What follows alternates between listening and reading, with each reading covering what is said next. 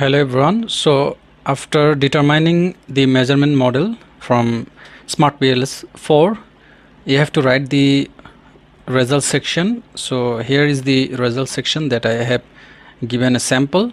So at first, the analysis of measurement model, you can define the measurement model here with using different reference. Then you have used the SmartPLS4 version, you can mention it here. So at first, the convergent validity and reliability. So for reliability, you have used Cronbach alpha score above 0.70, composite reliability above 0.70.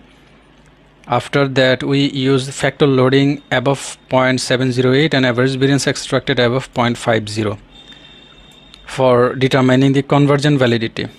So the result, I have organized it here. The factor loading are presented according to the items. Then CA means Cronbach alpha, CR composite reliability, AV average variance extracted here.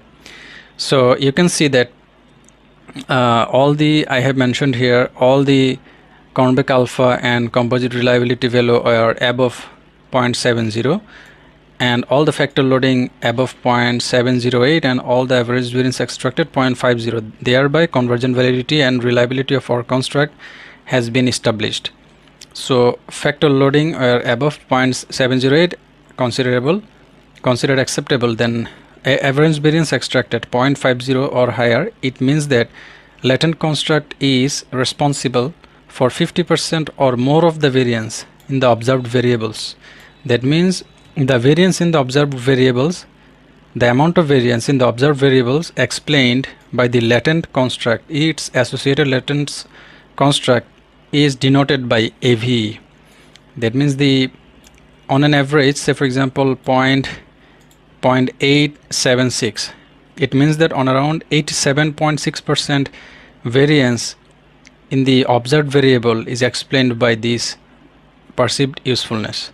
So out of 87.6%, it means that it is very high. That means it is highly convergent.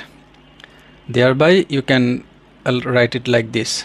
So before in this chapter, before we have presented all the analysis outputs from SPSS.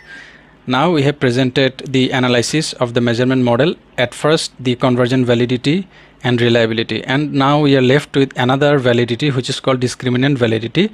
We will discuss the discriminant validity in the upcoming video.